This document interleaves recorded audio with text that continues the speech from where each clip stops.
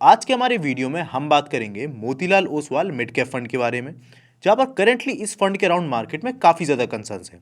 और इसके पीछे का रीज़न ये है कि लास्ट कुछ सालों में इस फंड ने मिड कैप कैटेगरी में बहुत ही ज़्यादा फिनोमिनल रिटर्न्स दिए हैं, जिसके चलते ये रिटेल इन्वेस्टर्स का one of the most favourite fund बन गया इस पूरी कैटेगरी में। पर जिस इन्वेस्टमेंट स्ट्रेटेजी के चलते इस फंड ने पिछले कुछ सालों में ये रिटर्न्स दिखाए थे, वही इन्वेस्टमेंट स्ट्रेटेजी आज इस फंड के लिए बैकफायर कर रही है। जहां पर यू कैन क्लियरली सी कि लास्ट 1 ईयर से लेके इवन 1 मंथ तक की ड्यूरेशन में भी इस फंड ने कंटिन्यूअसली अपने बेंचमार्क के रिटर्न्स को भी काफ़ी बड़े लेवल पर अंडर परफॉर्म किया है। और जिस ड्यूरेशन में फंड में ये अंडर परफॉर्मेंस चल रही थी, तभी फंड में एक और न्यूज़ आती है कि इस फंड के केस में जो फंड मैनेजर रिस्पॉन्सिबल था पास में फंड के इतने अच्छे परफॉर्मेंस का, उस फंड मैनेजर को भी रिसेंटली इस फंड ने चेंज कर दिया है। एंड इसी न्यूज़ के बाद इस फंड के रिगार्डिंग मार्केट में काफ़ी ज़्यादा पैनिक की सिचुएशन है। तो इसी पैनिक को कम करने के लिए आज के इस वीडियो में हम 3 इंपॉर्टेंट पॉइंट से बात करेंगे। सबसे पहले हम इस फंड के इस तरीके की परफॉर्मेंस के पीछे के एक्चुअल रीजन को समझेंगे और ये देखेंगे कि फंड की ये जो परफॉर्मेंस है, ये फंड स्पेसिफिक प्रॉब्लम है या फिर मार्केट सिचुएशन की वजह से ऐसा हो रहा है। जहां पर मैं आपको एक ऐसा हिडन रिस्क भी इस फंड के बारे में बताऊंगा जो कि आपके लिए जानना काफ़ी ज़्यादा ज़रूरी है। सेकेंडली हम बात करेंगे कि जो फंड का जिस तरीके का इन्वेस्टमेंट पोर्टफोलियो आज के टाइम है, ये हमें फंड के फ्यूचर के बारे में क्या बताता है। एंड थर्डली हम समझेंगे कि इस फंड का जो इन्वेस्टिंग स्टाइल है वो एक्चुअली में किस तरीके के इन्वेस्टर्स के लिए ज़्यादा सूटेबल है। सो वीडियो काफ़ी ज़्यादा इन्फॉर्मेटिव होने वाला है, तो इसको एंड तक देखिएगा। एंड ऑल्सो अगर आपको वीडियो पसंद आए तो वीडियो को लाइक करके चैनल को सब्सक्राइब कर दीजिएगा and do press that bell icon, because ये आपके लिए तो फ्री है पर ये हमें काफ़ी ज़्यादा मोटिवेट करता है। And before we start our video, a quick disclaimer. इस वीडियो को बनाने का हमारा कोर पर्पस है कि हम आपको इस फंड के रिगार्डिंग एक कंप्लीट इन्फॉर्मेशन दे पाएँ, जिससे फर्दर आप इस इन्फॉर्मेशन का यूज़ कर पाओ अपना डिसीजन इस फंड में लेने के लिए। और ये वीडियो हम किसी भी इस पर्पस के लिए नहीं बना रहे हैं कि हम आपको कोई भी बाय सेल टिप दे। तो प्लीज़ कोई भी इन्वेस्टिंग डिसीजन लेने से पहले अपनी खुद की एनालिसिस जरूर से कर लीजिएगा। So with this let's start our video. तो सबसे पहले हम उन रीजंस के बारे में डिस्कशन करें जिस वजह से इस फंड का कंटिन्यूस अंडर परफॉर्मेंस हमें देखने को मिल रहा है। तो उसमें सबसे पहला रीजन आता है अगेन फंड का खुद का इन्वेस्टमेंट पोर्टफोलियो अप्रोच, जहां पर इस फंड का अप्रोच रहा है कि ये एक हाई कन्विक्शन का स्ट्रॉन्ग और कंसंट्रेटेड स्टॉक्स का पोर्टफोलियो बनाए। जहां पर करंटली अगर आप फंड के नंबर ऑफ स्टॉक्स देखोगे तो उनमें केवल 19 स्टॉक्स का इनका पोर्टफोलियो है, जिसमें से टॉप 5 स्टॉक्स में इनके मोर देन 40% की होल्डिंग है। अब इसको अगर आप कंपेयर करो किसी भी अदर रेगुलर फंड से, तो रेगुलर फंड्स में आपको 50 से लेके 150 तक स्टॉक्स देखने को मिलते हैं। अब इस तरीके के कॉन्सेंट्रेटेड पोर्टफोलियो का आपको यहीं पर रिस्क देखने को मिलता है कि बिकॉज मिड कैप स्पेस में लास्ट 1 ईयर में हमें काफ़ी बड़े लेवल पर फॉल देखने को मिला है। तो ऐसे में अगर फंड के 50% स्टॉक यानी ऑलमोस्ट 10 स्टॉक्स ने भी केवल अंडर परफॉर्मेंस या फिर बड़ा फॉल दिखाया, तो उस वजह से ओवरऑल फंड का जो परफॉर्मेंस था उसमें भी इतना बड़ा ड्रॉडाउन देखने को मिला। अब अगेन अगर हम सेकंड रीजन के बारे में बात करें तो वो भी इनकी पोर्टफोलियो की इन्वेस्टिंग स्ट्रेटेजी से ही कनेक्टेड है, जहां पर ये हायर कन्विक्शन के साथ हायर कॉन्सेंट्रेशन पोर्टफोलियो तो रख रहे थे, पर उसमें भी जो ये स्टॉक्स पिक कर रहे थे वो ग्रोथ ओरिएंटेड स्टॉक्स पिक कर रहे थे। और उन ग्रोथ ओरिएंटेड स्टॉक्स को इनका फोकस था कि वो लॉन्गर ड्यूरेशन के लिए होल्ड करें। अब ग्रोथ ओरिएंटेड स्टॉक्स ना एक डबल एज स्वॉर्ड की तरह होते हैं, जहां पर जब तक मार्केट में आपको टेलविंड्स देखने को मिलते हैं, तब तक ग्रोथ स्टॉक्स भी आपको डबल तेजी से भागते हुए देखने को मिलते हैं। और इसी वजह से पास्ट में इनको बेनिफिट मिला, इनके पोर्टफोलियो के जो रिटर्न्स थे वो बाकी जो फंड थे उनको आउट परफॉर्म किए। पर जब मार्केट्स में यही टेलविंड्स चेंज होते हैं हेडविंड्स में, तो इन्हीं ग्रोथ ओरिएंटेड स्टॉक्स में आपको डबल फॉल देखने को मिलता है। और ऐसा ही कुछ ये जो फंड है वो विटनेस कर रहा है। अब बिकॉज ये ग्रोथ ओरिएंटेड स्टॉक्स को रखने के साथ साथ इनका फोकस था कि ये उन स्टॉक्स को लॉन्गर ड्यूरेशन के लिए होल्ड भी करें, तो इन्होंने पोर्टफोलियो में जल्दी चर्निंग भी नहीं करी स्टॉक्स की और उन्हीं स्टॉक्स को ये होल्ड किए रहे, जिस वजह से इनके जो स्टॉक्स है उनमें कंटिन्यूस बेसिस पे आपको अंडर परफॉर्मेंस देखने को मिल रही है और पोर्टफोलियो के रिटर्न्स तेजी से फॉलो हो रहे हैं। अब इसके बाद अगर हम थर्ड रीजन के बारे में बात करें तो वो अगेन एक हिडन रिस्क भी है, जो कि ज़्यादातर इन्वेस्टर्स इस तरीके के जो फंड है उनके केस में नहीं समझ पाते।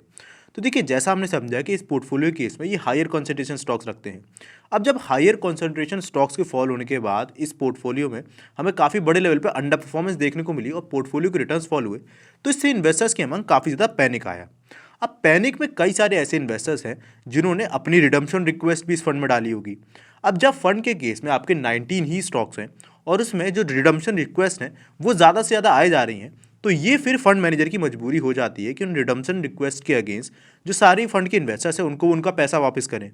तो ऐसे में सबसे पहले जब वो सेलिंग करेंगे अपने पोर्टफोलियो में, तो वो कौन से स्टॉक्स में सेलिंग करेंगे? जिन पोर्टफोलियो के स्टॉक्स में सबसे ज़्यादा लिक्विडिटी होगी, यानी सबसे ज़्यादा होल्डिंग होगी। और यही एग्जैक्ट चीज़ आप करंटली फंड के केस में होते हुए देख रहे हो, जहाँ पर यू कैन क्लियरली सी के फंड के केस में जहाँ ये सर्विसेज सेक्टर और कैपिटल गुड्स जैसे सेक्टर्स में काफ़ी ज़्यादा होल्डिंग रखे हुए थे अक्टूबर में, उनको उस होल्डिंग को काफ़ी बड़े लेवल पे रिड्यूस करना पड़ा। और इसके पीछे का एक बहुत बड़ा रीज़न ये भी है क्योंकि उनको जो सारे फंड के इन्वेस्टर्स का पैसा था वो वापस लौटाना था।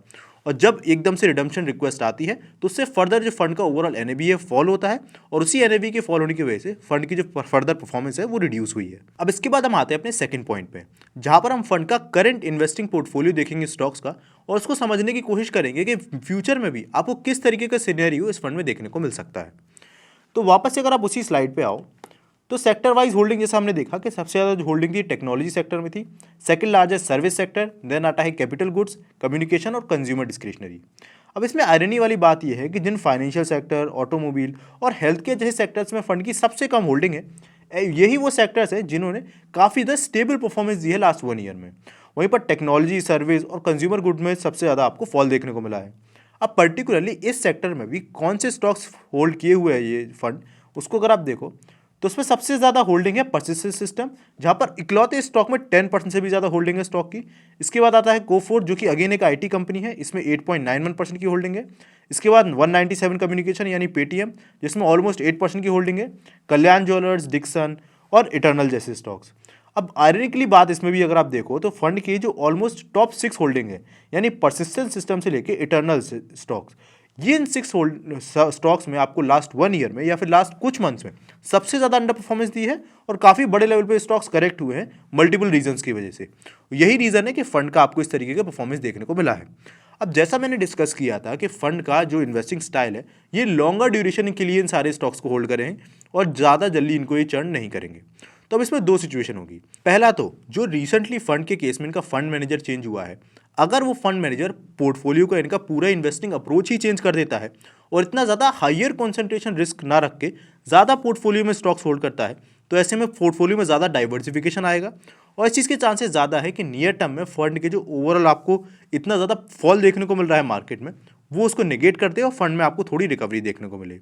और अदर देन दिस, अगर दूसरा सिनेरियो होता है कि कंसंट्रेशन रिस्क वापस से इतना ही रहता है, तो सेकंड चीज़ ये हो सकती है कि अगर फंड ने जितनी भी मेजर अपनी होल्डिंग रख रखी है, like technology stocks, service sector stocks, इसमें जो लास्ट 2 ईयर्स में अंडर परफॉर्मेंस देखने को मिल रही थी, ये अंडर परफॉर्मेंस अचानक से टर्न होती है मार्केट साइकिल के टर्न होने की वजह से, तो इनमें रिकवरी सबसे ज़्यादा फास्ट आएगी।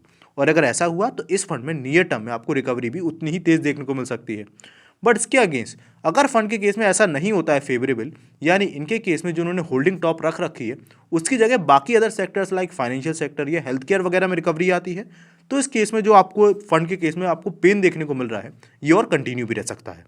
तो इसी से हम आते हैं अपने थर्ड पॉइंट पे कि एक्चुअली में ये जो फंड का इन्वेस्टिंग अप्रोच है करंटली, ये आपको क्या बताता है।